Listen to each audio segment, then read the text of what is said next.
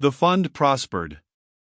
By dint of Miss Kilder's example, the three rectors' vigorous exertions, and the efficient though quiet aid of their spinster and spectacled lieutenants, Mary and Ailie and Margaret Hall, a handsome sum was raised, and this being judiciously managed, served for the present greatly to alleviate the distress of the unemployed poor. The neighborhood seemed to grow calmer. For a fortnight past no cloth had been destroyed, no outrage on mill or mansion had been committed in the three parishes. Shirley was sanguine that the evil she wished to avert was almost escaped, that the threatened storm was passing over. With the approach of summer she felt certain that trade would improve, it always did, and then this weary war could not last forever, peace must return one day. With peace, what an impulse would be given to commerce! Such was the usual tenor of her observations to her tenant, Gerard Moore, whenever she met him where they could converse, and Moore would listen very quietly, too quietly to satisfy her. She would then by her impatient glance demand something more from him, some explanation, or at least some additional remark. Smiling in his way, with that expression which gave a remarkable cast of sweetness to his mouth, while his brow remained grave, he would answer to the effect that himself too trusted in the finite nature of the war, that it was indeed on that ground the anchor of his hopes was fixed, thereon his speculations depended. For you are aware, he would continue, that I now work Hollow's mill entirely on speculation. I sell nothing, there is no market for my goods. I manufacture for a future day. I make myself ready to take advantage of the first opening that shall occur. 3 months ago this was impossible to me, I had exhausted both credit and capital. You well know who came to my rescue, from what hand I received the loan which saved me. It is on the strength of that loan I am enabled to continue the bold game which, a while since, I feared I should never play more. Total ruin I know will follow loss, and I am aware that gain is doubtful, but I am quite cheerful. So long as I can be active, so long as I can strive, so long, in short, as my hands are not tied, it is impossible for me to be depressed. 1 year, nay, but 6 months of the reign of the olive, and I am safe, for, as you say, peace will give an impulse to commerce. In this you are right, but as to the restored tranquility of the neighborhood, as to the permanent good effect of your charitable fund, I doubt. Eleemosynary relief never yet tranquilized the working classes, it never made them grateful, it is not in human nature that it should. I suppose, were all things ordered aright, they ought not to be in a position to need that humiliating relief, and this they feel. We should feel it were we so placed. Besides, to whom should they be grateful? To you, to the clergy perhaps, but not to us mill owners. They hate us worse than ever. Then the disaffected here are in correspondence with the disaffected elsewhere. Nottingham is one of their headquarters, Manchester another, Birmingham a third. The subalterns receive orders from their chiefs, they are in a good state of discipline, no blow is struck without mature deliberation. In sultry weather you have seen the sky threaten thunder day by day, and yet night after night the clouds have cleared, and the sun has set quietly, but the danger was not gone, it was only delayed. The long threatening storm is sure to break at last. There is analogy between the moral and physical atmosphere. Well, Mr. Moore, so these conferences always ended, take care of yourself. If you think that I have ever done you any good, reward me by promising to take care of yourself. I do, I will take close and watchful care. I wish to live, not to die. The future opens like Eden before me, and still, when I look deep into the shades of my paradise, I see a vision that I like better than seraph or cherub glide across remote vistas. Do you? Pray, what vision? I see. The maid came bustling in with the tea things. The early part of that May, as we have seen, was fine, the middle was wet, but in the last week, at change of moon, it cleared again. A fresh wind swept off the silver-white, deep-piled rain-clouds, bearing them, mass on mass, to the eastern horizon, on whose verge they dwindled, and behind whose rim they disappeared, leaving the vault behind all pure blue space, ready for the rain of the summer sun. That sun rose broad on Whitsuntide. The gathering of the schools was signalized by splendid weather. Whit Tuesday was the great day, in preparation for which the 2 large schoolrooms of Briarfield, built by the present rector, chiefly at his own expense, were cleaned out, whitewashed, repainted, and decorated with flowers and evergreens, some from the rectory garden, 2 cartloads from Fieldhead, and a wheelbarrowful from the more stingy domain of De Walden, the residence of Mr. Wynne. In these schoolrooms 20 tables, each calculated to accommodate 20 guests, were laid out, surrounded with benches, and covered with white cloths. Above them were suspended at least some 20 cages, containing as many canaries, according to a fancy of the district, specially cherished by Mr. Helstone's clerk, who delighted in the piercing song of these birds, and knew that amidst confusion of tongues they always caroled loudest. These tables, be it understood, were not spread for the 1,200 scholars to be assembled from the 3 parishes, but only for the patrons and teachers of the schools. The children's feast was to be spread in the open air. At 1 o'clock the troops were to come in, at 2 they were to be marshalled, till 4 they were to parade the parish, then came the feast, and afterwards the meeting, with music and speechifying in the church. Why Briarfield was chosen for the point of rendezvous, the scene of the fete, should be explained. It was not because it was the largest or most populous parish. Winbury far outdid it in that respect, nor because it was the oldest, antique as were the hoary church and rectory, Nunnally's low-roofed temple and mossy parsonage, buried both in coeval oaks, outstanding sentinels of Nunwood, were older still. It was simply because Mr. Helstone willed it so, and Mr. Helstone's will was stronger than that of Boltby or Hall. The former could not, the latter would not, dispute a point of precedence with their resolute and imperious brother. They let him lead and rule. This notable anniversary had always hitherto been a trying day to Caroline Helstone, because it dragged her perforce into public, compelling her to face all that was wealthy, respectable, influential in the neighborhood, in whose presence, but for the kind countenance of Mr. Hall, she would have appeared unsupported. Obliged to be conspicuous, obliged to walk at the head of her regiment as the rector's niece, and first teacher of the first class, obliged to make tea at the first table for a mixed multitude of ladies and gentlemen, and to do all this without the countenance of mother, aunt, or other chaperone, she, meantime, being a nervous person, who mortally feared publicity, it will be comprehended that, under these circumstances, she trembled at the approach of Whitsuntide. But this year Shirley was to be with her, and that changed the aspect of the trial singularly, it changed it utterly. It was a trial no longer, it was almost an enjoyment. Miss Keeldar was better in her single self than a host of ordinary friends. Quite self-possessed, and always spirited and easy, conscious of her social importance, yet never presuming upon it, it would be enough to give one courage only to look at her. The only fear was lest the heiress should not be punctual to tryst. She often had a careless way of lingering behind time, and Caroline knew her uncle would not wait a second for anyone. At the moment of the church clock tolling 2, the bells would clash out and the march begin.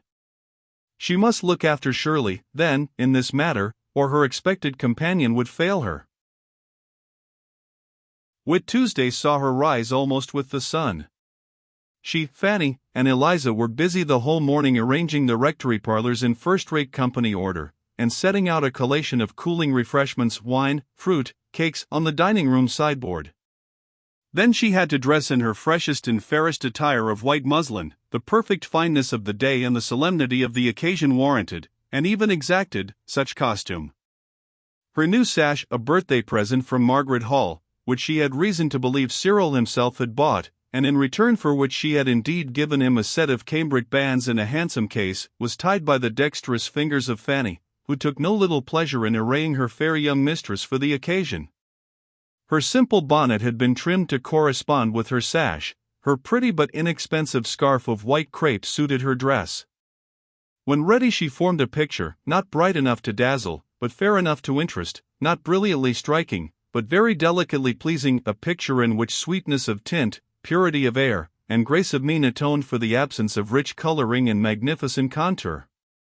What her brown eye and clear forehead showed of her mind was in keeping with her dress and face, modest, gentle, and, though pensive, harmonious. It appeared that neither lamb nor dove need fear her, but would welcome rather, in her look of simplicity and softness, a sympathy with their own natures, or with the natures we ascribe to them.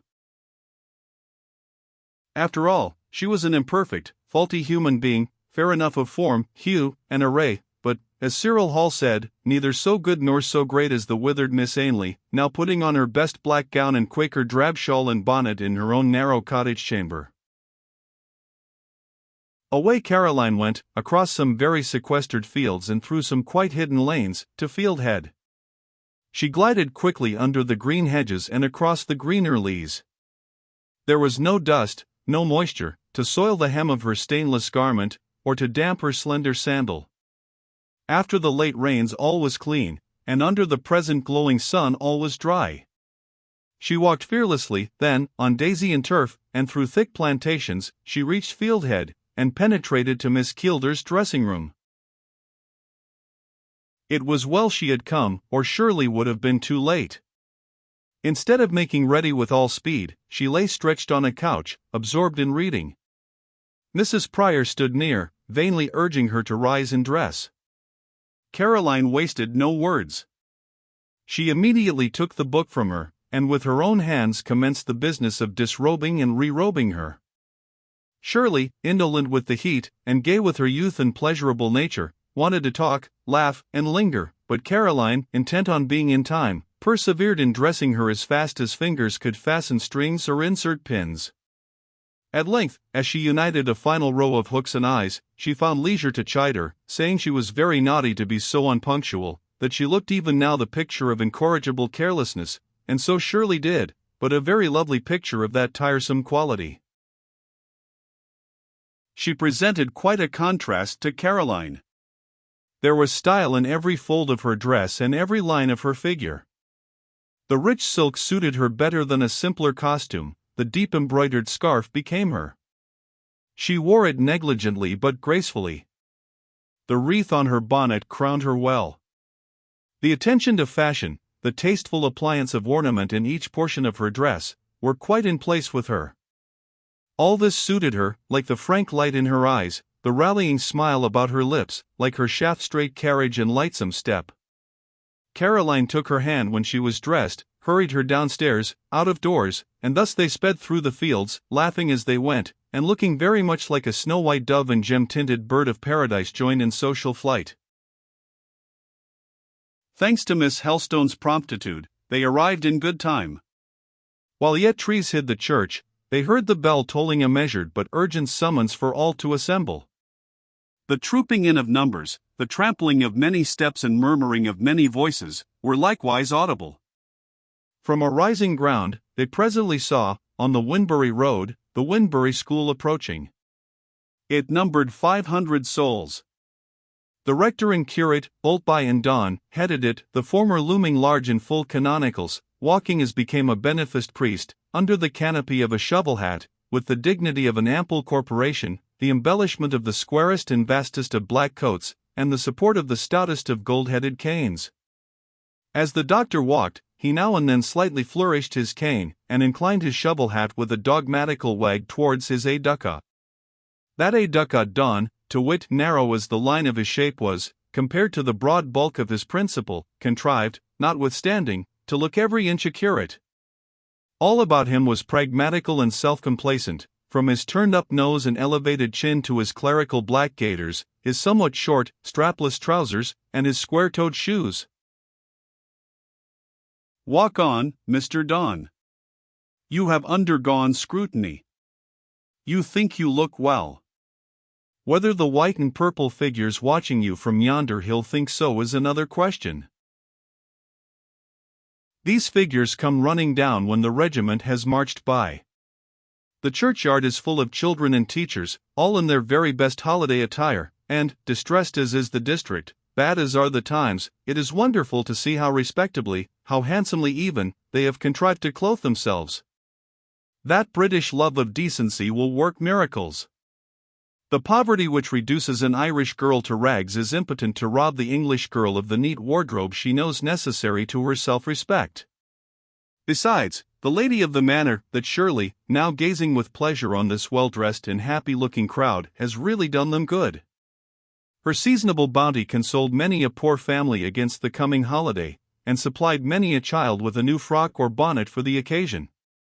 She knows it, and is elate with the consciousness, glad that her money, example, and influence have really, substantially, benefited those around her. She cannot be charitable like Miss Ainley, it is not in her nature. It relieves her to feel that there is another way of being charitable, practicable for other characters, and under other circumstances. Caroline, too, is pleased, for she also has done good in her small way, robbed herself of more than one dress, ribbon, or collar she could ill spare, to aid in fitting out the scholars of her class, and as she could not give money, she has followed Miss Ainley's example in giving her time and her industry to sew for the children. Not only is the churchyard full, but the rectory garden is also thronged. Pairs and parties of ladies and gentlemen are seen walking amongst the waving lilacs and laburnums. The house also is occupied. At the wide-open parlor windows gay groups are standing. These are the patrons and teachers, who are to swell the procession. In the parson's croft, behind the rectory, are the musicians of the 3 parish bands, with their instruments. Fanny and Eliza, in the smartest of caps and gowns, and the whitest of aprons, move amongst them, serving out quarts of ale, whereof a stock was brewed very sound and strong some weeks since by the rector's orders, and under his special superintendence. Whatever he had a hand in must be managed handsomely. Shabby doings of any description were not endured under his sanction. From the erection of a public building, a church, school, or courthouse, to the cooking of a dinner, he still advocated the lordly, liberal, and effective.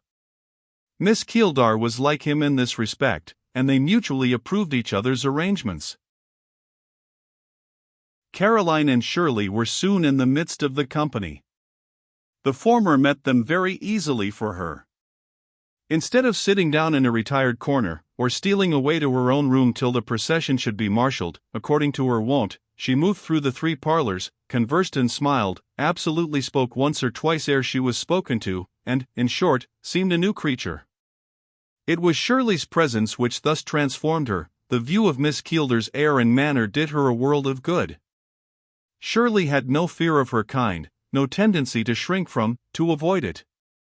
All human beings, men, women, or children, whom low breeding or coarse presumption did not render positively offensive, were welcome enough to her, some much more so than others, of course, but, generally speaking, till a man had indisputably proved himself bad and a nuisance, Shirley was willing to think him good and an acquisition, and to treat him accordingly.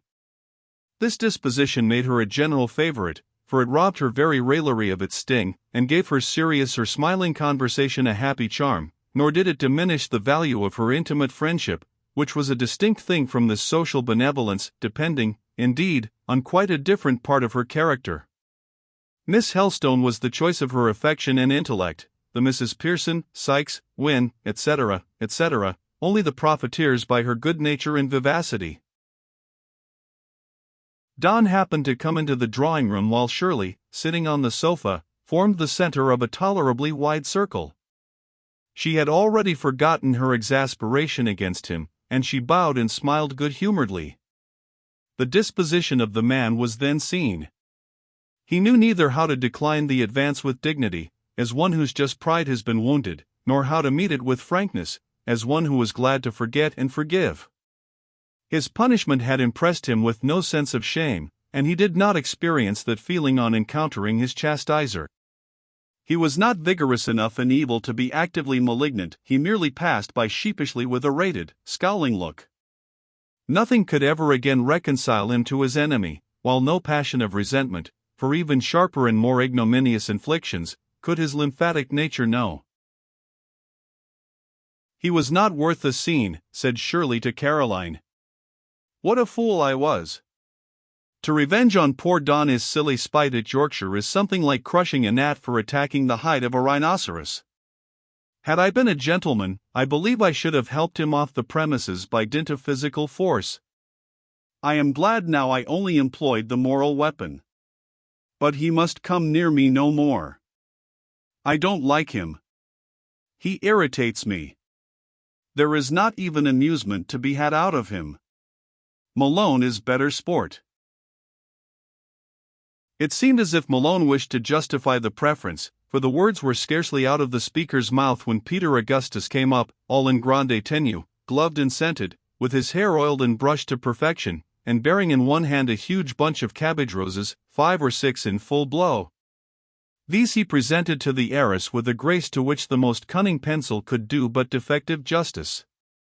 And who, after this, could dare to say that Peter was not a ladies' man? He had gathered and he had given flowers, he had offered a sentimental, a poetic tribute at the shrine of love or mammon. Hercules holding the distaff was but a faint type of Peter bearing the roses. He must have thought this himself, for he seemed amazed at what he had done. He backed without a word, he was going away with a husky chuckle of self-satisfaction, then he bethought himself to stop and turn, to ascertain by ocular testimony that he really had presented a bouquet. Yes, there were the 6 red cabbages on the purple satin lap, a very white hand, with some gold rings on the fingers, slightly holding them together, and streaming ringlets, half hiding a laughing face, drooped over them. Only half hiding. Peter saw the laugh, it was unmistakable. He was made a joke of, his gallantry, his chivalry, were the subject of a jest for a petticoat, for 2 petticoats, Miss Helstone too was smiling. Moreover, he felt he was seen through, and Peter grew black as a thundercloud. When Shirley looked up, a fell eye was fastened on her. Malone, at least, had energy enough in hate. She saw it in his glance. Peter is worth a scene, and shall have it, if he likes, one day, she whispered to her friend. And now, Solomon, somber as to their color, though bland enough as to their faces, appeared at the dining-room door the 3 rectors.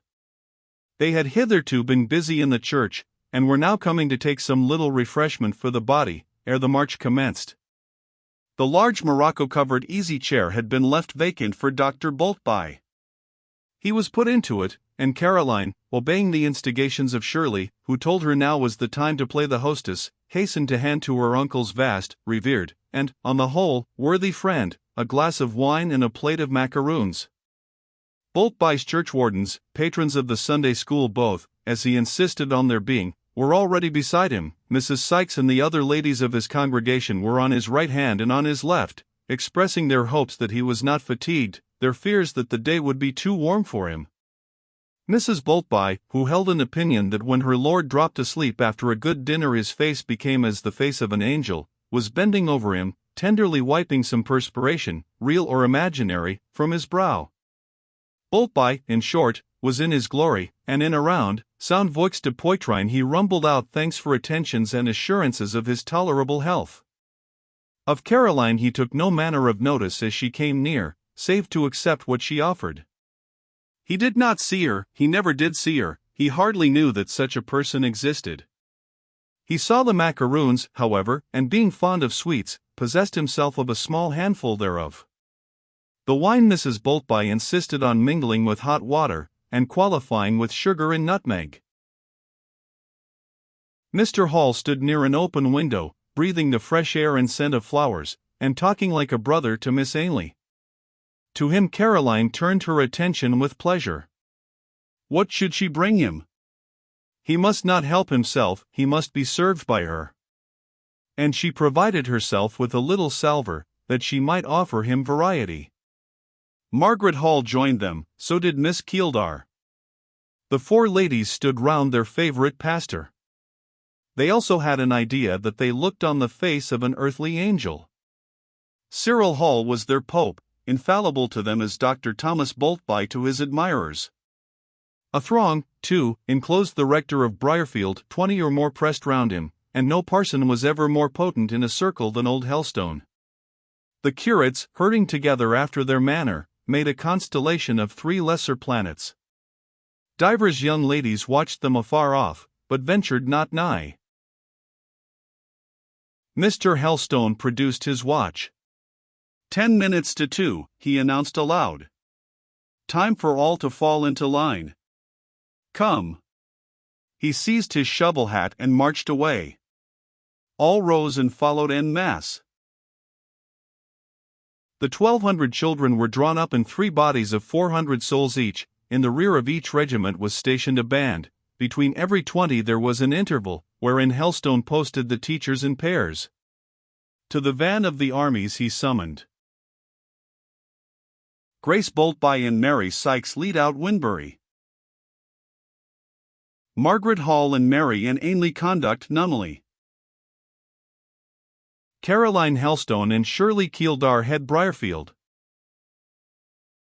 Then again he gave command.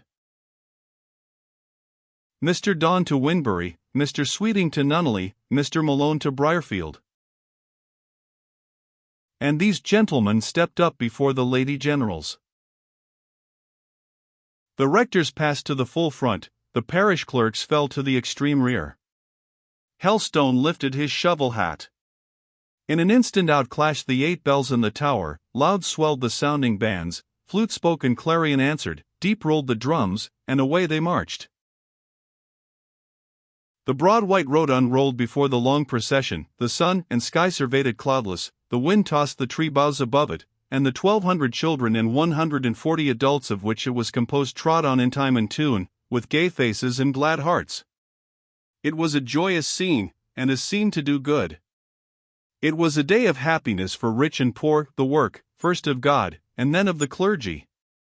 Let England's priests have their due. They are a faulty set in some respects, being only of common flesh and blood like us all, but the land would be badly off without them. Britain would miss her church if that church fell. God save it. God also reform it. Back to contents.